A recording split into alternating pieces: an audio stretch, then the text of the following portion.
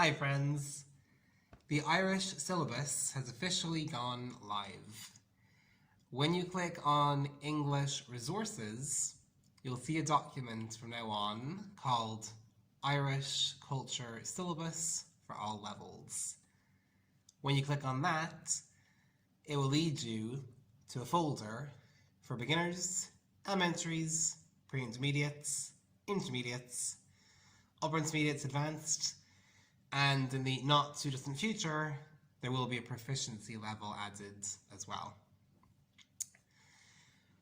Let's take the beginner one for example.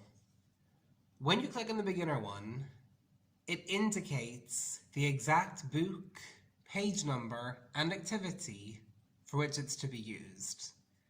So for instance, you might see after EF, file 1A, page 6, question 2, for instance. That means after you've taught that page, do that activity. The Irish Culture Syllabus for beginners in elementary is very tightly connected to what you're actually doing in class using Mara's syllabus anyway. They're not necessarily going to have the most in-depth knowledge of Irish culture by the end of it, but it will reinforce the grammar points that they're doing in the book, as well as the lexis that they're covering as well. When you start it, as in this week, maybe even today, start from the page that corresponds with whatever you're doing in the course book. It's different from pre-intermediate to advanced. With those levels, start with the first one numerically. These ones aren't connected to the grammar and vocabulary in a given chapter, but they are there chronologically. They've been ordered very specifically. Perhaps they start with some cultural themes, and then when history begins, goes from Newgrange all the way up to COVID-19. Or at some levels, perhaps it starts with some history, and then gets into more topical cultural issues. Or maybe for some levels, it starts with Irish mythology, myths and legends, and then brings in some history. Whatever the order, they have been ordered very specifically. Start with the first one.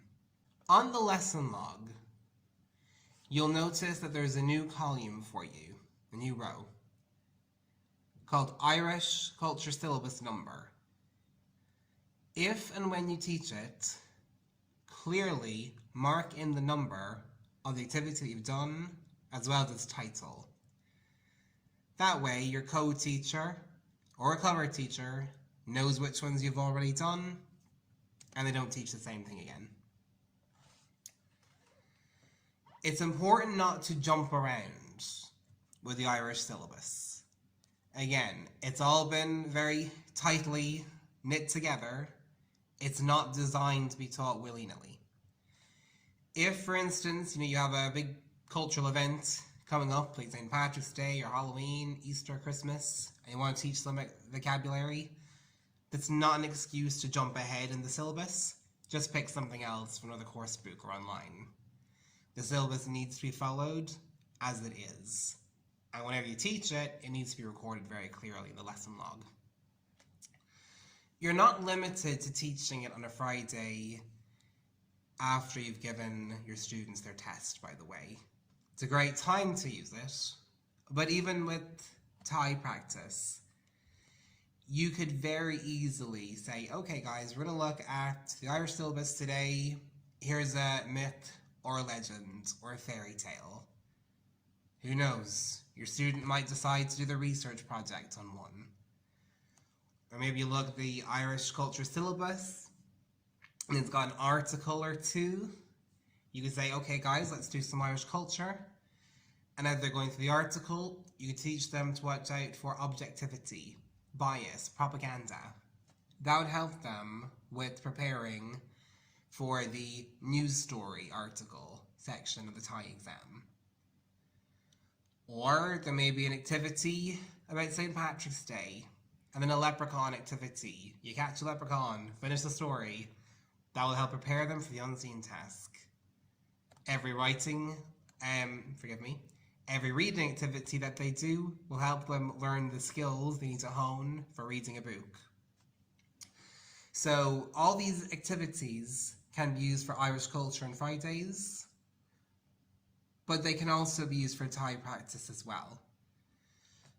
And hey, on a Friday, maybe you've taught something on a Thursday and you just know the students didn't get it. It's not worth giving them a test, they'll all fail. You could give them the Irish culture syllabus as a test and spend the rest of the class focusing on what they didn't understand in Thursday's class. So in terms of the layout, it's very tightly structured. In terms of using it, it's actually very malleable and flexible. So don't jump around. Use the lesson log. The lesson log is your friend. And you can use it on Fridays for Irish culture, you can use it for Thai, and you can also use it for testing. If you come across any activities that you think would behoove the students to do related to Irish culture, just send them to me at bmaorret@ibat.ie. Those of you who are teaching advanced will notice that there aren't as many questions on the advanced course for Irish syllabus. And that's because in my experience, the students usually prefer reading something and then talking about it, or maybe doing some extra research themselves, as opposed to reading and answering questions in the normal, mundane, banal fashion. But if you do create any questions, this for any level, any activity, and you found it was very effective in helping the students to come to terms with material, again, send it on to me, and then I'll upload it. We're here to help each other out. So I hope that it helps you. I hope it blesses you. I hope that you enjoy it and that you learn a lot. And listen, if Irish culture is not your strong point, and you're asked a question you don't know the answer to, it's fine. They don't know every question about their home country either. So just put your hand in the air, say, I don't know, but I'll get an answer for you. Or, I don't know, but we will be looking at it very soon, actually, Irish culture syllabus. So just sit there patiently, you'll soon get an answer in more detail. Don't feel embarrassed about it, especially if you're not even native born. It's fine. So, yeah, enjoy it, have fun, and if you've got any questions, just ask. Have the best day.